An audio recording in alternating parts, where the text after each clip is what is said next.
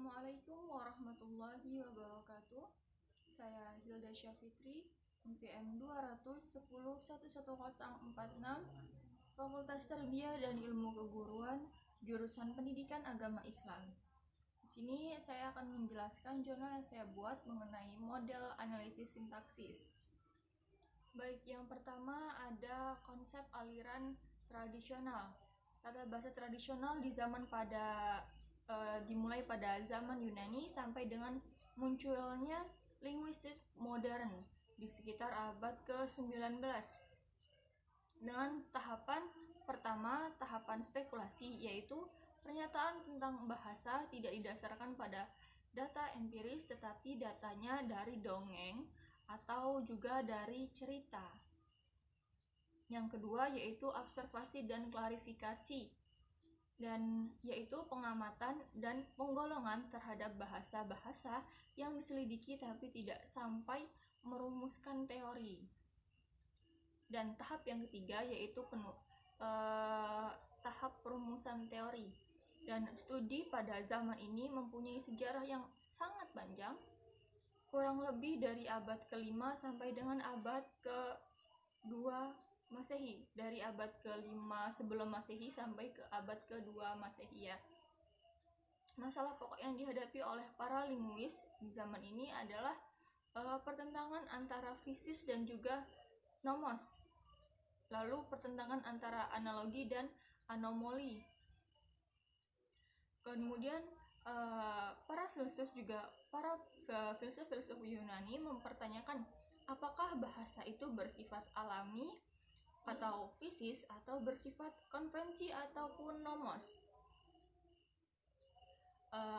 Bersifat alami maksudnya bahasa itu mempunyai hubungan asal-usul, sumber dalam sumber, dan prinsip abadi dan tidak dapat diganti di luar manusia itu sendiri. Oleh karena itu tidak dapat ditolak dalam bidang semantik, kelompok yang menganut paham ini adalah kaum naturalis, berpendapat bahwa setiap kata mempunyai hubungan benda yang ditunjukkannya sebaliknya kaum konvensional berpendapat bahwa bahasa bersifat konveksi, artinya makna kata itu diperoleh dari hasil tradisi atau kebiasaan yang mempunyai kemungkinan bisa berubah. Kemudian dari keterangan ada beberapa kaum anomali sejalan dengan kaum naturalis, kaum analogi dengan kaum konvensional. Yang pertama yaitu ada kaum Alexandrian. Kaum ini menganut paham analogi dalam studi bahasa.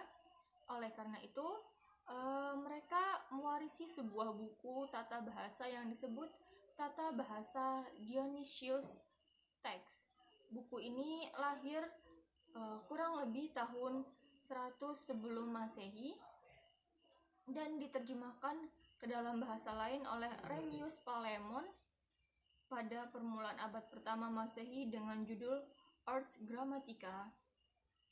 Buku itulah yang kemudian dijadikan model dalam penyusunan buku tata bahasa Eropa lainnya. Kemudian ada zaman Romawi kuno. Aliran Faro dan De Lingua Latin muncul pada zaman Romawi kuno. Dalam buku De Lingua, aliran ini memperdebatkan masalah anomali dan anomologi seperti zaman Stoik di Yunani. Buku ini dibagi dalam bidang-bidang etimologi, morfologi, dan juga sintaksis. Kemudian ada zaman pertengahan.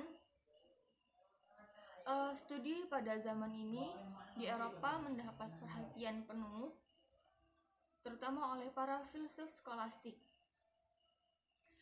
Dan bahasa Latin menjadi lingua franca karena dipakai sebagai bahasa gereja pada saat itu, bahasa diplomasi, dan bahasa ilmu pengetahuan. Yang patut dibicarakan dalam studi bahasa pada zaman ini antara lain adalah peranan kaum modisti, tata bahasa skolatif, dan Petrus Hispamus. Kemudian ciri-ciri dari aliran tradisional ini sendiri ada beberapa ya. Dari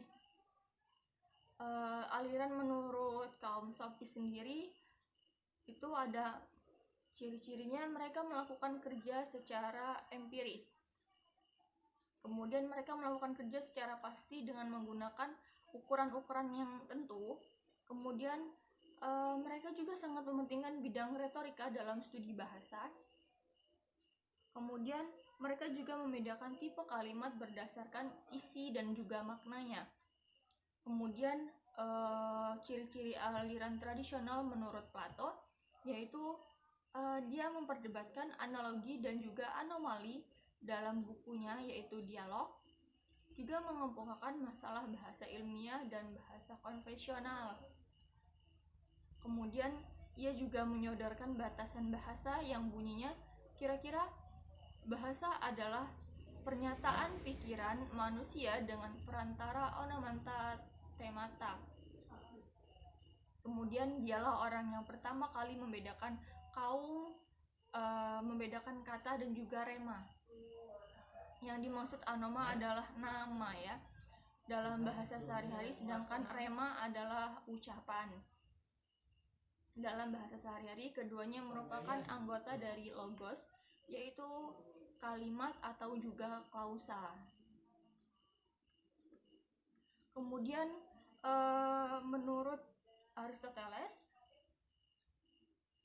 menurutnya ada kelas kata berupa anoma, rema, dan juga sindemoi. Sindemoi adalah kata yang lebih banyak bertugas dalam hubungan sintaksis. Jadi sindemoi itu sama dengan kelas preposisi dan konjungsi yang kita kenal sekarang ini. Kemudian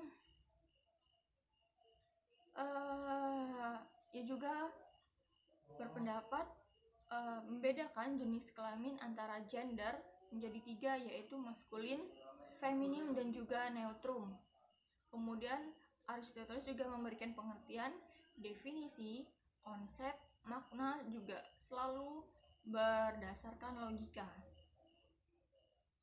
Kemudian selanjutnya ada konsep aliran struktural. Aliran struktural yaitu sebutan yang diberikan pada paham bahasa yang berlandaskan pada pemikiran behavioristik. Jadi dengan didasari pada paham behavioristik, hakikat bahasa dipandang dari perwujudan lahiriahnya. Jadi dalam taksonomi gramatika disusun tataran terendah berupa fonem, morfem, frase, klausa, sampai tataran tertinggi yaitu berupa kalimat. Teori behavioristik merupakan salah satu pendekatan untuk memahami perilaku individu.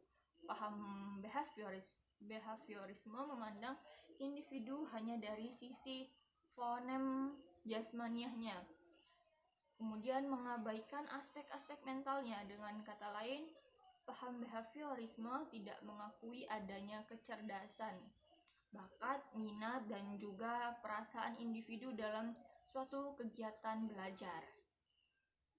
Peristiwa belajar semata-mata untuk melatih refleks sedemikian rupa sehingga menjadi suatu kebiasaan yang dikuasai oleh individu itu sendiri. Analisis dari unsur langsung itu merupakan metode analisis yang dikembangkan oleh gramatika struktural atau ketatabahasaan yang kita sebut sekarang sebagai bahasa untuk mengungkapkan urutan pembentukan konstruksi kebahasaan dan menentukan struktur hierarki pembentukan bentuk bahasa yang lebih besar lagi. Untuk menganalisis konstruksi sintaksis, kita harus memahami kriteria pemenggalannya dulu dalam analisis langsung dan juga analisis tidak langsungnya.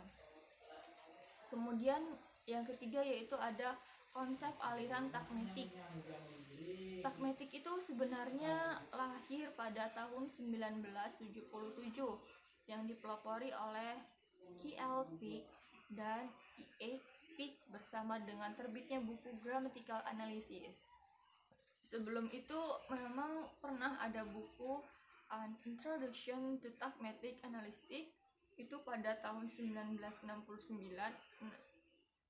namun belum dapat disebut sebagai aliran arithmetic yang karena baru melibatkan dua dimensi saja, yaitu slot dan juga filter class.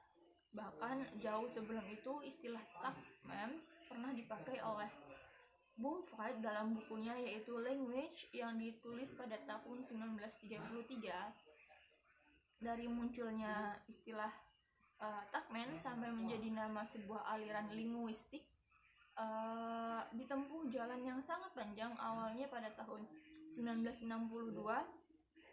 Benjamin Olson dan Velma Piquet merintis ke arah aliran dalam bukunya yang berjudul An Introduction to Morphology and Syntax. Selanjutnya rintisan itu dilanjutkan oleh Robert Lawrence dalam tulisannya yang berjudul An Antinomy of Speed Nation pada tahun 1964. Kemudian yang terakhir yaitu ada aliran transformasi. Transformasi ini dipelopori oleh Kamsky, Franz Nons Kamsky. Nama lengkapnya yaitu seorang profesor linguistik dari Institut Teknologi Massachusetts. Ya, salah satu reputasi dari Chomsky di bidang linguistik terpahat lewat teorinya tentang tata bahasa generatif. Chomsky juga dilahirkan di Philadelphia tahun 1928, yaitu dia berasal dari keluarga Yahudi radikal keturunan Rusia. Nah, berdasarkan Kamus Besar Bahasa Indonesia, kata transformasi juga diartikan sebagai sebuah perubahan struktur gramatikal menjadi struktur gramatikal lain dengan cara menambah, mengurangi, atau menata kembali unsur-unsur yang ada di dalamnya. Kalimat transformasi juga dapat diartikan sebagai kalimat yang mengalami perubahan pada pokok kalimat intinya. Perubahan ini dapat dengan cara menambah, mengurangi, atau menata kembali unsur-unsur yang ada dalam kalimat tersebut.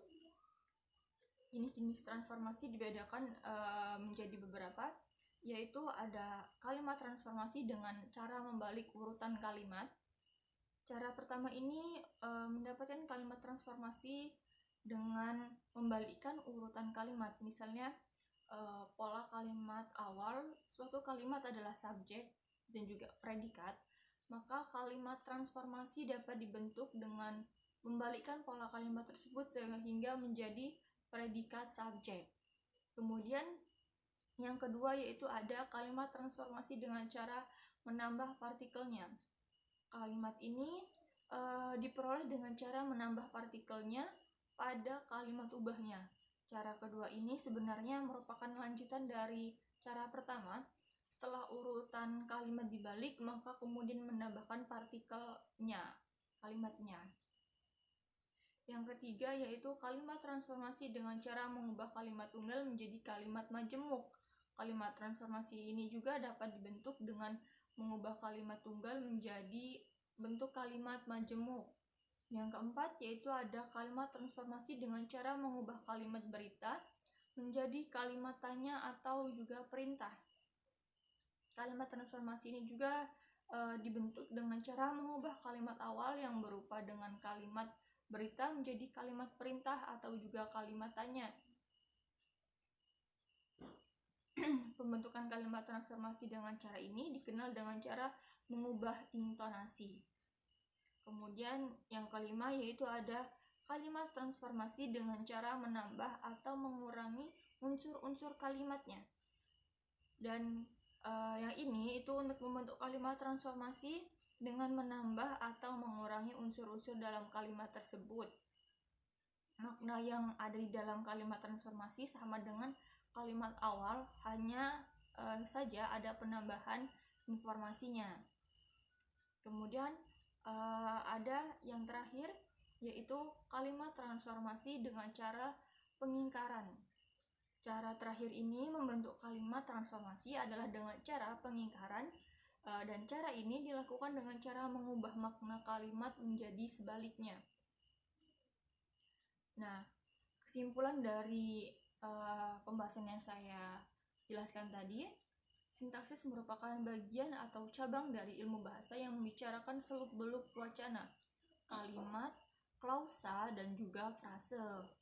Frase sendiri adalah kesatuan yang lebih besar dari kata dan lebih kecil dari kalimat.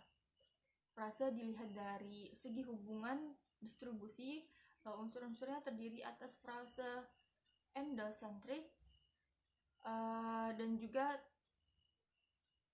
terdiri atas 4 macam frase: nominal, verbal, adjektiva, numeralia, promina. Klausa dilihat dari kategori kata yang menduduki predikat terdiri atas klausa verbal, yaitu adjektiva, intransitif, aktif, pasif, dan juga resiprokal. Klausa nominal, klausa bilangan, dan klausa depan. Adapun kalimat adalah satuan bahasa yang secara relatif berdiri sendiri, mempunyai pola intonasi final, dan kalimat ditinjau dari segi jumlah pola struktur yang dikandungnya terdiri atas kalimat tunggal dan kalimat majemuk. Kalimat tunggal sendiri terdiri atas beberapa jenis, yaitu kalimat nominal, kalimat verbal, yaitu dan juga kalimat preposisional. Dan segitu saja penjelasan mengenai jurnal saya. Kurang dan lebihnya saya mohon maaf. Billahi taufiq wal hidayah. Wassalamualaikum warahmatullahi wabarakatuh.